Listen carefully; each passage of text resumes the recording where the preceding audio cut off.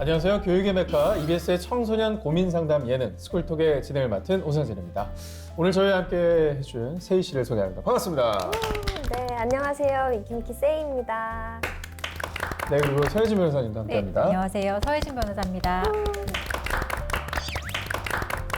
오늘도 지난 스쿨톡 1편에 이어서 함께한 친구들을 소개해야겠죠? 네, 반갑습니다. 네. 네, 안녕하세요. 남원국악예술고등학교에서 2학년에 재학 중인 김한결이라고 합니다. 안녕하세요. 인천대중예술고등학교 2학년에 재학 중인 손예린이라고 합니다. 네. 자, 오늘은요, 저희 스쿨톡에 편지 한 통이 도착해 있습니다. 편지부터 읽어보면서 시작하도록 하겠습니다. 네, 안녕하세요. EBS 스쿨톡 여러분. 지난 방송을 보고 도움을 요청하고자 용기 있게 편지를 보내봅니다. 메타버스 플랫폼에서 한 친구를 알게 됐어요. 아바타이기는 하지만 많은 대화를 나누다 보니 서로 이야기 코드도 맞고 해서 더 친해지게 됐어요. 그런데 언제부턴가 메타버스에서 하루 종일 기다리는지 제가 들어가면 기다렸듯이 바로 나타나서 내내 따라다니고 메시지를 수백 통씩 남겨놓아서 다 읽지도 못할 정도예요. 제가 다른 아바타를 만나거나 공간을 이동하면 계속 쫓아오고 서성이면서 옆에서 기다리고 무슨 얘기했냐고 계속 물어보고요. 하루는 제가 좀 불편하다, 그건 좀 아니지 않냐고 했더니 엄청 화를 내더라고요. 자기 이상한 사람 취급한다고. 제가 좀 오버했나 싶어서 그런 건 아니라고 사과했는데 그 후로 집착이 더 심해지는 것 같아요. 이것 때문에 탈퇴하기도 아깝고 솔직히 어떻게든 저를 찾아낼 것 같아서 무섭기도 하고요. 엄청 스트레스 받고 있어요. 전 어떻게 해야 할까요? 자, 심각한 고민을 저에게 좀 털어놔 주셨습니다. 이걸 이제 사회에서 보면 스토킹이라고 하잖아요. 이것도 네. 역시 스토킹으로 봐도 될까요? 네, 맞아요. 일단 상대방에게 지금 계속 지속적으로 불안감이나 공포심을 주고 있는 상황이잖아요. 그렇기 때문에 넓은 의미로 우리가 스토킹이라고 볼 수 있는 사안입니다. 그리고 온라인 스토킹이라고 요즘 얘기를 많이 하는데 이런 식으로 메타버스라든지 가상 공간, 온라인을 이용해서 상대방을 괴롭히는 행동을 이제 온라인 스토킹이라고 얘기를 하는데요. 과거에는 스토킹이 진짜 오프라인에서 누구 따라다니고 지켜보고 이런 방식으로 많이 일어났다면 네. 지금은 이렇게 온라인 공간 속에서 스토킹이 일어나는 게 사실 더 일반적인 모습이기도 해요.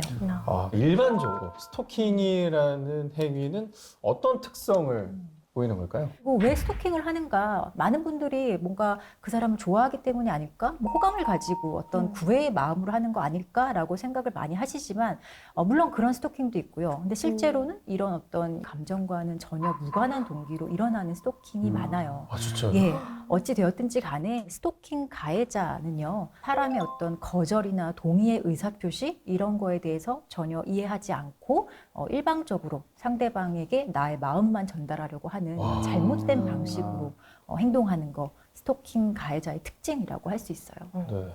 자, 근데 변호사님, 뭐 이런 스토킹과 이 온라인 스토킹은 어떤 상관관계가 있을까요? 네. 일단 피해자를 지속적으로 괴롭힌다라는 특성은 공통점을 가지고 있는데요. 온라인 스토킹은 뭐 휴대전화나 문자 메시지, 이메일, 채팅 이런 정보통신망을 매개로 하기 때문에 주변인이나 아는 사람이 아닌 온라인상의 누구든지 가해자가 될 수 있다라는 점이 좀 차이가 있어요. 그리고 그 피해가 온라인을 통해서 확산될 수 있다는 그런 특성이 있습니다. 단순히 온라인 스토킹을 오프라인에서 일어나는 스토킹이 온라인 버전으로만 볼 게 아니라는 생각이 듭니다. 훨씬 더 많은 범죄의 이 전조 증상이라는 것이 느껴지는데요. 디지털로 연결이 되는 세상에서 새롭게 등장한 신종 폭력입니다. 나아가 신종 범죄라는 생각까지 드는군요. 뭐 스토킹이나 온라인 스토킹 이런 말 들으면 나랑 상관없는 얘기 아닐까? 뭐 유명인들이나 뭐 연예인들 혹시 그런 사람들만 노출되는 피해 아닐까? 이렇게 생각하시는 분들이 많은데요. 네. 실제는 정말 아까 그 사연 속의 주인공처럼 평범한 학생들, 평범한 사람들이 이런 온라인 스토킹의 피해를 많이 당하고 있는 게 지금의 현실이에요. 그렇습니다. 평범한 일상에서도 스토킹이 빈번하게 발생한다고 하니까 잘 상상을 못 하시는 분들도 꽤 있으실 것 같습니다. 자, 준비한 영상을 또 보시고요. 좀 더 이야기를 나눠보겠습니다. 쫄면. 쫄면 먹자. 아유, 쫄면? 쫄면 진짜 좋아. 무슨 쫄면이야 쫄면. 우리 급식 쫄면 나온대. 아 그래? 응. 너 시험 공부했어? 이제 해야 돼. 이제 2주 남았나? 그치. 그래도 넌 공부 잘하잖아. 에이, 야 내가 뭘 잘해. 잘하는 애들 수두룩 빽빽. 눈빛이 마음에 안 드는데요. 오늘로써 134일째. 하루도 빼놓지 않고 바라보는 살벌한 눈빛. 이젠 그에게 미안했던 내 마음이 미움으로 바뀌었다.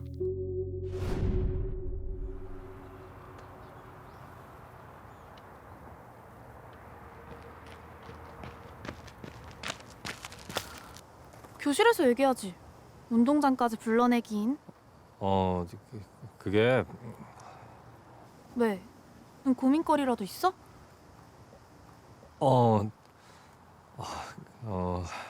왜? 뭔데? 얘기해봐. 들어줄게. 우리 사귀면 안 돼? 나 너 없이 미칠 것 같아. 어?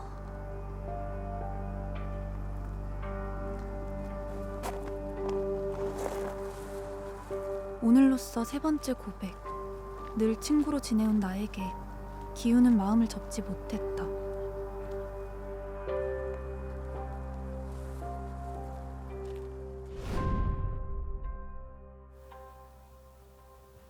계속 나만 바라봐. 아, 어색하죠. 이제 무서워. 그러니까 싫다고 말했는데 저건 집착 아니야?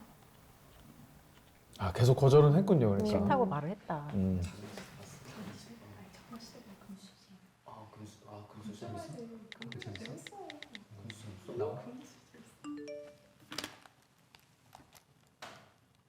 너 어제 학원으로 바로 안 가더라? 옆에 같이 있던 그 새끼는 누구야? 헐. 이제 나 몰래 미행까지 해?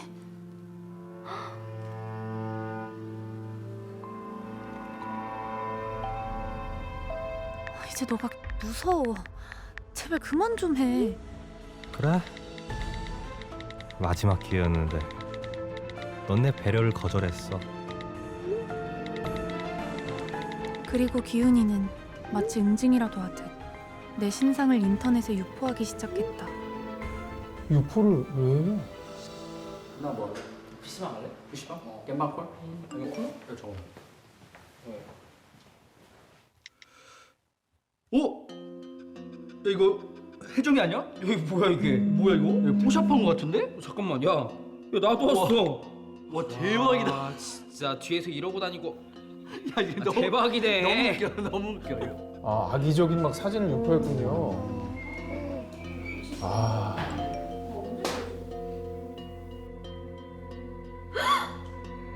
이게 뭐야?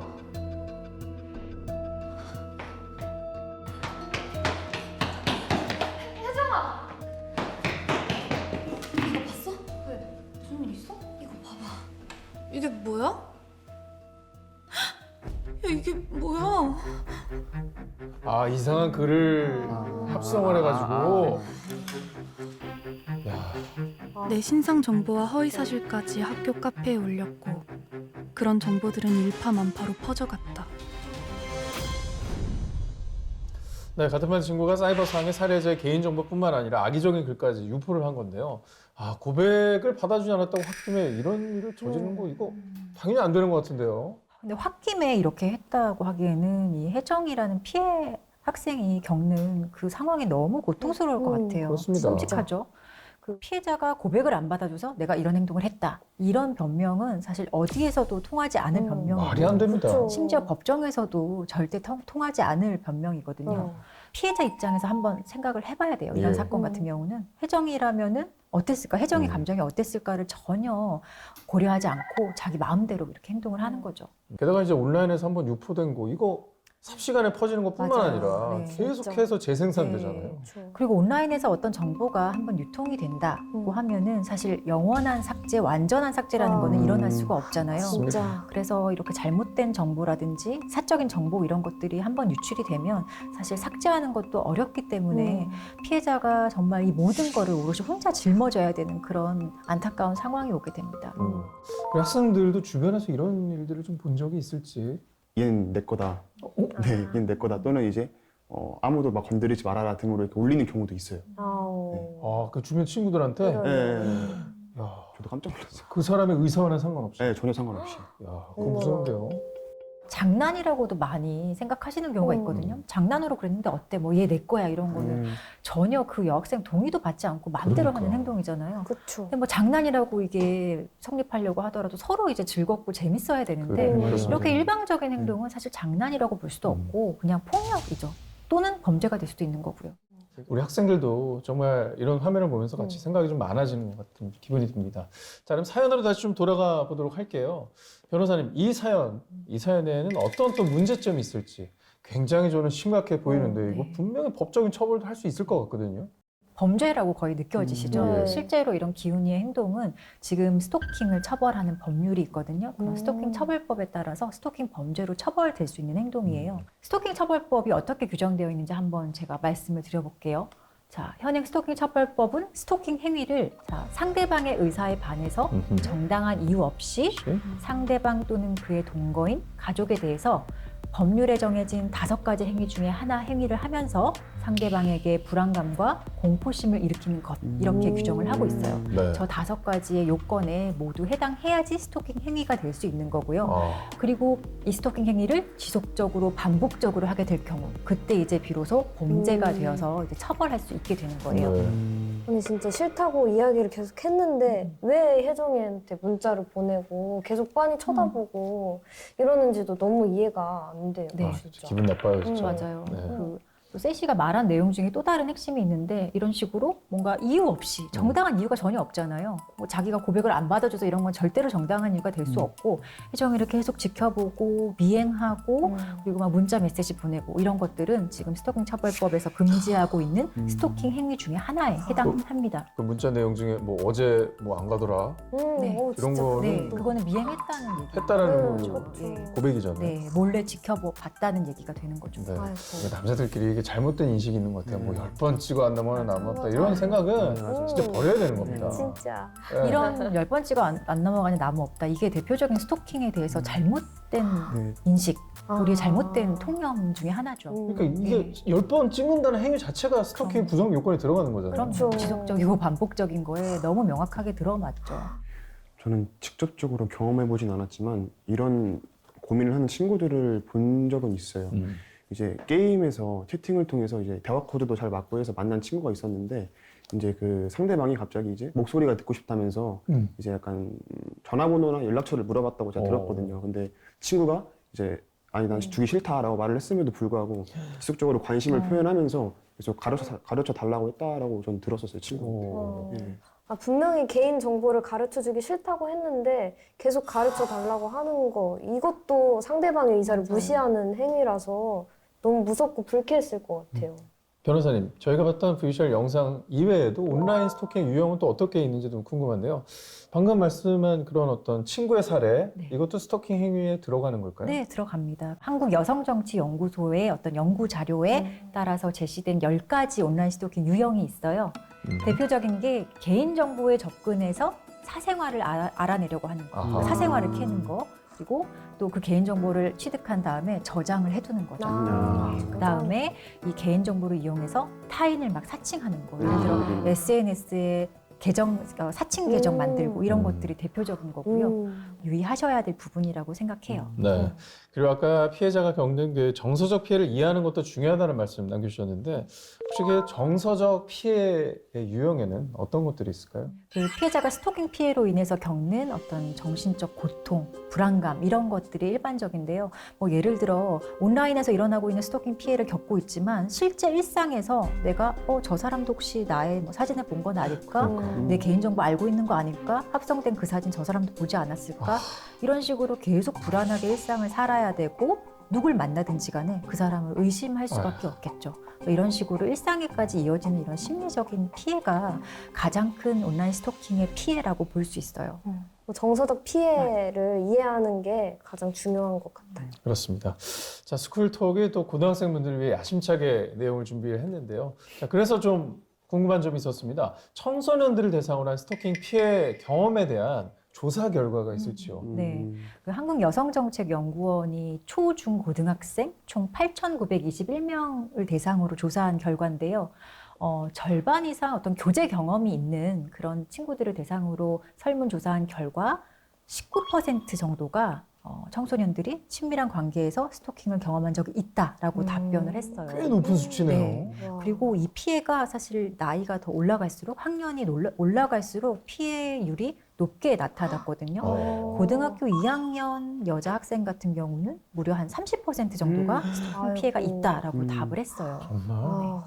구체적으로 보면은 어떤 스토킹 피해를 당했냐라고 물어봤을 때 상대방이 나에 대해서 안 좋은 얘기를 계속 하고 다니고 소문을 냈다라는 피해가 가장 많았고, 그 다음은 어떤 새로운 연애 관계라든지 새로운 인간관계 맺을 때 방해하고 해코지하고 이런 것들이 이제 뒤이은 답변이었어요. 야, 뭐 일방적으로 연락하고 찾아오는 학생들의 숫자도 꽤 높은 걸로 봐서 이 생각했던 것보다 스토킹 피해를 경험한 학생들이 많이 있다는 데 굉장히 놀라운 현실인 것 같습니다. 네, 그렇다면 스쿨톡을 보고 있는 청소년들 특히나 유의해야 할 것들은 어떤 점들이 있을까요? 저는 온라인에서 이렇게 우리가 일상적으로 뭐 얘기를 하고 뭐 어떤 얘기든지 간에 자유롭게 또래들끼리 얘기하는 거는 문제가 되는 게 아니죠. 이제는 조심해야 될 것, 유의해야 될 것은 그 사람에게 내 개인정보를 줘도 괜찮은지, 또는 그 사람이 만나자고 했을 때 실제 오프라인에서도 이 사람을 만나도 되는지에 대해서 신중하게 판단하는 습관을 좀 들였으면 그러면 조금 피해를 방지할 수 있지 않을까 하는 생각을 해봤어요. 네. 청소년들이 온라인 스토킹이나 디지털 성범죄 피해를 입었을 때 거의 도움 요청을 하지 않는 모습을 자주 보게 되거든요. 이게 어른으로서 굉장히 안타깝습니다. 왜 이걸 혼자서 끌어안고 스스로 계속해서 해결하고 할지. 결국 뭐 온라인 스토킹도 디지털 성범죄와 상당히 중첩적으로 일어나는 특성을 보이고 있기 때문에 일반적으로 뭐 디지털 성범죄를 포함한 모든 종류의 이제 성폭력 범죄 피해자들이 다른 범죄 피해자들보다 실제로 수사기관에 신고하거나 문제 제기하는 비율이 너무나 많이 낮아요. 아무리 높게 잡아도 10%가 넘지 않는 게 지금의 현실이거든요. 그러니까 10건 정도가 있으면 한 건 정도가 실제로 수사기관에 신고될까 말까 한 비율을 가지고 있는 거거든요. 이게 왜 이러냐, 뭐 신고 절차가 어려운 이유도 있겠지만 피해자에 대해서 좀 사회적으로 잘못된 시선으로 바라보는 거. 그러니까 왜 그렇게 개인정보를 그 사람한테 줬어? 사진을 왜 줬어? 네 책임이지. 그렇게 안 했으면 되잖아. 라고 뭔가 피해자한테 계속 뭔가 수치스러운 상황을 강요하고 피해자에게 좀 부끄럽게 하는 그런 사회적인 문화 때문에 피해자들이 문제 제기하기 상당히 어려운 거죠. 학생들의 입장으로 볼 때 좀 그런 점이 있나요? 네, 진짜 어차피 막 누군가에게 말을 해도 전혀 해결이 될 것 같은 기미도 안 보여요. 일만 더 커질 것 같아서 전혀 말할 수 있는 용기도 안 생기는 것 같아요. 괜히 일만 키우면은 저한테도 피해가 생기니까 말을 못 하겠어요.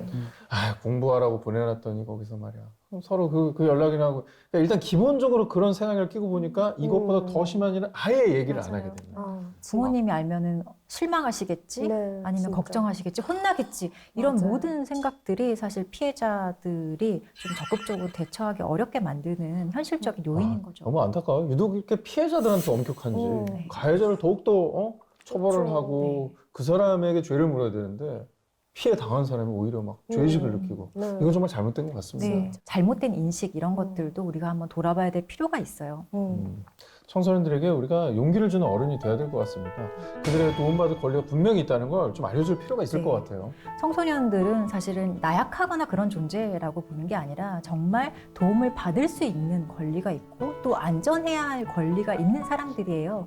그렇기 때문에 내가 누구에게 도움을 요청한다, 문제 제기를 해서 하는 게 어렵다, 이렇게 좀 힘없게 생각하지 않고 좀 적극적으로 나도 안전할 수 있는 권리를 가진 사람이야 라고 생각하면서 문제를 대처했으면 좋겠어요. 언니고 누나니까 우리 청소년들에게 좀 힘이 될 만한 말씀을 좀 드리는 것도 좋을 것 같아요. 그 피해자의 잘못이 아니라는 거를 정확하게 많이 이야기해줬으면 좋겠는 바람입니다. 네, 그런 인식들이 좀 많이 또 확산이 되어야지 손을 내미는 청소년이 더욱더 많아질 것 같습니다. 또 이런 상황이 계속해서 더욱더 심각해서 이제는 범죄의 기운이 느껴졌을 때 경찰에 신고하는 게 가장 또 좋겠지만 이게 경찰에 신고한다고 해서 문제가 해결되지 않고 이게 보복의 두려움이 또 있는 것도 현실이거든요. 매일매일 진짜. 학교에서 지나가는 친구 언제 나한테 무슨 위해를 가할지 모르는 공포심이 분명히 들 수 있기 때문에 신고가 굉장히 어려울 수도 있을 것 같습니다. 그럴 때는 어떻게 해야 될까요? 경찰서에 가는 게 사실 성인들도 어려운 일이거든요. 네. 근데 청소년들은 더 어렵게 느껴질 거예요. 그래서 이런 뭐 범죄 피해를 입으면 경찰서에 가는 게 원칙적인 모습이긴 하지만요. 경찰서에 가는 것이 너무 부담스럽고 힘들다라고 느껴진다면은 이런 상황에 디지털 성범죄나 온라인 스토킹 피해를 지원해주는 기관을 먼저 방문하라라고 저는 말씀드리고 싶어요. 네. 거기에 가게 되면 상담을 받을 수 있고 내가 입은 피해가 어떤 범죄에 해당하는지 그리고 경찰에 신고할 수 있는지 신고한다면 누구의 도움을 법률적으로 지원받을 수 있는지 이런 것들을 다 알려줄 수 있거든요. 그리고 지금 내가 입은 피해로 인한 어떤 정신적인 스트레스나 고충 이런 것들도 상담하는 과정을 통해서 많이 치료를 해주는 그런 프로그램들을 다 가지고 있어요. 네. 그렇기 때문에 너무 혼자 있다라는 생각, 혼자 해결하려고 하는 애쓰는 그 마음보다는 어디든지 내가 갈 수 있는 피해 지원 기관을 찾아보고 방문해서 상담하라고 저는 네. 꼭 말씀을 드려요. 당연히 뭐 비밀은 지켜주시는 그럼요. 비밀 유지는 이 상담의 가장 기본 원칙이에요. 그리고 경우에 따라서는 부모님에게도 그리고 피해 지원을 받았다는 내용도 부모님에게 전달이 안 되는 경우도 많아요. 그래서 그런 건 너무 고민하지 않고 일단 기관을 방문하시라. 이게 가장 첫 번째 방법일 것 같습니다. 하나 여쭤보고 싶은 게 혹시 부모님도 함께 가야 하지 않을까요? 아니에요. 부모님이 반드시 가지 않아도 됩니다. 예. 그리고 어느 경우는 예를 들어 뭐 변호사를 엄마 사인 받아와 그런 경우도 있으니 왜냐면은 우리 청소년들이 법적으로 미성년자이기 때문에 그러니까 보호자가 좀 예. 법적 대리인일 필요는 맞아요. 한데. 예. 법률적으로는 반드시 필요한데 이런 과거에도 경찰 신고함과 동시에 부모님에게 알린다라는 시스템이 원래 기본적인 원칙이거든요. 네. 이것 때문에 피해자들이 청소년들이 경찰서에 방문해도 이 얘기를 듣고 다 돌아가는 거예요. 혼나니까. 예, 그래서 경찰에서도 지금 이 문제를 고민하고 있고 지금 이런 특히나 디지털 성범죄나 온라인 스토킹, 디지털을 기반으로 활용돼서 일어나는 범죄 같은 경우는 아동 청소년이라고 하더라도 반드시 부모님에게 연락을 한다든지 부모님의 동의를 받고 지원해준다든지 이런 것은 없습니다. 그래서 마음 편히 가셔도 돼요. 보호자 없이도 상담되고요. 그럼요. 혹시나 이거 빨리 좀 지워주세요 이렇게 삭제 요청 같은 것도. 삭제 지원도 됩니다. 와. 내 영상이 불법 촬영물이라든지 아니면 편집된 합성물 이런 것들이 유포가 되었을 때 디지털 성범죄 지원센터를 방문하시면 삭제 지원도 받을 수 있거든요. 이때는 사실 빨리 움직여야 되겠죠. 하루 동안 유포될 수 있는 양이 얼마나 많아요. 이런 피해를 확인하시는 순간 바로 이런 삭제 지원할 수 있는 기관을 방문하시는 게 중요합니다. 이런 부분은 또 청소년들이 몰랐을 것 같아요. 보호자 없이도 이런 조치가 가능하다는 거 꼭 한번 기억해 주시면 좋을 것 같습니다. 네, 오늘 스쿨톡과 함께 하셨는데 어떠셨어요? 이제 보는 눈이 좀 달라진 것 같고 나한테 이런 일이 생겼을 때 친구한테 이런 일이 생겼을 때 바로 대응할 수 있을 것 같습니다. 네. 역시 주변에 도움을 요청하는 것에 있어서 이거 두려움을 안 느끼고 바로바로 말할 수 있을 것 같습니다. 네. 여러분들 모두가 나 스스로 안전해야 하는 존재다. 그리고 안전해야 할 권리가 있는 사람들이다라는 거를 항상 마음에 담아 두셨으면 좋겠어요. 그리고 이런 피해가 발생했을 때 결코 나는 혼자가 아니다. 생각보다 여러분들의 피해를 회복시켜주기 위해서 도와주는 사람들과 기관이 우리나라에는 많아요. 네. 정말 든든합니다. 저희 스쿨톡도 24시간 항상 열려 있으니까요. 언제든지 부담 없이 방문해 주시면 좋을 것 같습니다. 오늘 함께 해주신 여러분 고맙습니다. 감사합니다.